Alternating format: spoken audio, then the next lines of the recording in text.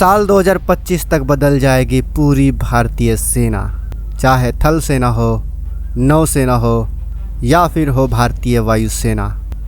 सब एक साथ एक दूसरे के साथ मिलकर दुश्मन पर हमला करेंगे। भारतीय थल सेना वायुसेना के जहाज़ का इस्तेमाल करेगी और भारतीय वायुसेना इंडियन आर्मी के पैराट्रूपर्स का इस्तेमाल कर सकेगी। सिर्फ इतना ही नहीं, इंडियन नेवी अगर चाहेगी तो समुद्र में वो भारतीय वायुसेना का फाइटर जेट और इंडियन आर्मी के कमांडोज का भी इस्तेमाल करने में सक्षम होगी।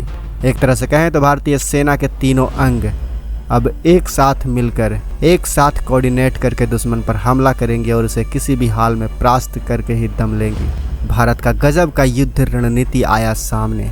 चाइना और पाकिस्तान के तो होश ही उड़ गए दोस्तों। आखिर क्या है ये भारत का प्लान, जानेंगे पूरे डीप एनालिसिस में, तो वीडियो के अंत तक बने रहें। लेकिन वीडियो में आगे जाने से पहले इस वीडियो को लाइक ज़रूर करें, इससे हमारी बहुत बड़ी मदद होती है। दरअसल दोस्तों हम बात कर रहे हैं भारतीय थिएटर कमांड की। थिएटर कमांड क्या है, अगर आपको नहीं पता तो इस वीडियो को गौर से सुनिएगा। इस वीडियो में आपको बहुत ही यूनिक जानकारी मिलने वाली है, इसलिए ध्यान से सुनिएगा। दोस्तों थिएटर कमांड की तैयारी पिछले साल तेज़ी से शुरू हुई और भारतीय संसद के लोकसभा में 15 मार्च 2023 को अंतर सेवा संगठन यानी कमांड, नियंत्रण और अनुशासन विधेयक 2023 को पेश किया गया था।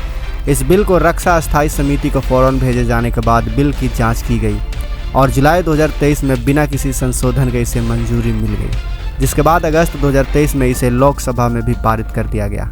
पिछले 5 वर्षों में भारत के थिएटर कमांड के लिए सर्वोत्तम संभव मॉडल पर ध्यान केंद्रित करने के लिए कई ड्राफ्ट तैयार किए हैं। सरकार ने अभी तक योजना के कार्यान्वयन पर अपनी अंतिम मंजूरी नहीं दी है, लेकिन उम्मीद है कि भारत सरकार इस चुनाव के बाद इस पर अमली जामा पहना सकती है। अब तक होता क्या था कि जो भारत की तीनों सेनाएं हैं, जैसे कि भारतीय थल सेना, नौसेना और वायुसेना, ये तीनों सिर्फ अपने ही कमांड के तहत काम किया करती थी। यानी अगर भारतीय वायुसेना को किसी ऑपरेशन के लिए या किसी सर्जिकल स्ट्राइक के लिए जाना है तो भारतीय वायुसेना अपने फाइटर जेट, अपने पायलट को तैयार करती थी और उस फाइटर जेट को भारतीय वायुसेना का कोई कमांडर ही कमांड करता था। वैसे ही नेवी के साथ भी होता था। नेवी का अगर कोई युद्धपोत किसी ऑपरेशन के लिए कहीं जाया करती थी, जैसे कि सबमरीन अगर कहीं गुप्त तरीके से किसी मिशन पर जाती थी, तो उसको कमांड करता था एक नेवी का ही कोई ऑफिसर। कब कहाँ कैसे जाना है, कैसे दुश्मन पर स्ट्राइक करना है, ये सारी फैसले एक नेवी का कोई उच्च अधिकारी लेता था। ठीक ऐसा ही हमारे थल सेना के साथ भी होता था। अगर हमारा कोई पैराट्रूपर्स या फिर हमारा कोई कमांडो अगर किसी मिशन पर जाता है या जाता था, तो उस वक्त क्या होता था कि हमारा जो कमांडर होता था वो ही पीछे से उनको गाइड करता था। लेकिन अब इस थिएटर कमांड के बन जाने के बाद होगा क्या कि सबसे ऊपर बैठा रहेगा CDS यानी चीफ ऑफ डिफेंस स्टाफ, और उसके अंडर में रहेंगी ये तीनों सेनाएं, थल सेना, वायुसेना और नौसेना। अब मान लीजिए कि अब हमारा अगर थल सेना का कोई कमांडो किसी सर्जिकल स्ट्राइक या किसी सीक्रेट मिशन पर जाता है, तो इस मिशन को कमांड वही ऑफिसर करेगा जिसकी वहाँ पर सबसे ज़्यादा ज़रूरत होगी। अब मान लीजिए कि हमारी वायुसेना के पास दुश्मन की कुछ ऐसी जानकारी हाथ लग गई है जो दुश्मन की कमजोरी है, जिसका इस्तेमाल करके हम उस युद्ध को या फिर उस मिशन को बड़ी सक्सेसफुली अंजाम दे सकते हैं। लेकिन अगर हम फाइटर जेट का इस्तेमाल करते हैं तो फाइटर जेट को दुश्मन का रडार सिस्टम डिटेक्ट कर सकता है। वहीं अगर हम किसी कमांडो को ज़मीनी तौर पर धीरे धीरे आगे भेजें तो दुश्मन को पता नहीं चलेगा।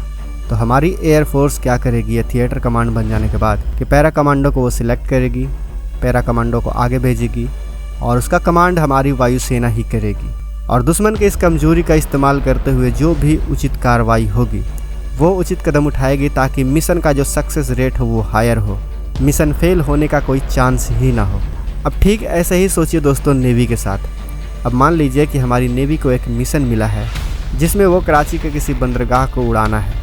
अब हमारी नौसेना नहीं चाहती कि वो युद्धपोत का इस्तेमाल करे और मिसाइल फायर करे और दुश्मन के उस एरिया को भी उड़ा दे जिसकी ज़रूरत थी ही नहीं। हमारी नौसेना चाहती है कि वो चुपचाप जाए और जिस चीज़ को ख़त्म करने की, जिस चीज़ को उड़ाने की ज़रूरत है, सिर्फ वही चीज़ ख़त्म हो। ऐसे में हमारी नौसेना के पास बहुत सारे ऑप्शन होंगे।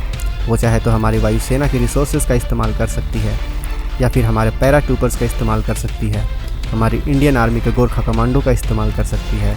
कुल मिलाकर कहें तो इंडियन नेवी जिस चीज़ को भी चाहेगी, हमारी सेना के अंदर का जिस चीज़ को भी रिसोर्सेज का इस्तेमाल करना चाहेंगी, उस चीज़ का इस्तेमाल कर सकेगी। यानी अब हमारी सेना अलग अलग नहीं रहेंगी और एक साथ मिलकर दुश्मन का सामना करेंगी। अभी क्या होता है कि भारत में तीनों सेनाओं के काम करने का तरीका अलग अलग है, लेकिन थिएटर कमांड के निर्माण के बाद तीनों सेनाओं के जवानों, उनके पास मौजूद संसाधनों, बुनियादी ढांचे और रसद सामग्री को एकीकृत किया जाएगा। इंडियन एक्सप्रेस की जनवरी 2023 की एक रिपोर्ट के मुताबिक सेना को लेकर लेटेस्ट ड्राफ्ट के मुताबिक 3 शत्रु आधारित थिएटर कमांड बनाने की कल्पना की गई है। पाकिस्तान का सामना करने वाला एक पश्चिमी थिएटर कमांड होगा, चीन का सामना करने वाला एक उत्तरी थिएटर कमांड होगा और हिंद महासागर क्षेत्र से उत्पन्न होने वाले खतरों के लिए एक समुद्री थिएटर कमांड होगा। ये तीनों थिएटर कमांड जो हैं वो जब चाहे हमारे तीनों सेनाओं के किसी भी रिसोर्सेज, किसी भी हथियार का इस्तेमाल जब चाहे तब कर सकते हैं। दोस्तों, थिएटर कमांड बन जाने के बाद हमारी तीनों सेनाएं एक साथ मिलकर दुश्मन का सामना करेंगी, एक साथ मिलकर युद्ध लड़ेंगी और एक साथ मिलकर देश की हिफाजत करेंगी। ये तीनों मिलकर एक ऐसे दीवार का निर्माण करेंगी, भारत के एक ऐसे अभेद्य किले की निर्माण करेंगी जिसको भेद पाना चीन या पाकिस्तान की बात तो क्या अमेरिका तक नहीं कर सकता। तो दोस्तों, भारतीय सेना के इस युद्ध नीति के लिए इस वीडियो को लाइक करना, इस वीडियो को शेयर करना और कमेंट बॉक्स में जय हिंद लिखना तो बनता है। वीडियो पसंद आई हो तो इस चैनल को सब्सक्राइब जरूर करें और साथ ही बगल में जो बेल आइकन का बटन उस पर ऑल पर भी क्लिक करें। मिलते हैं अगले वीडियो में। जय हिंद, जय भारत।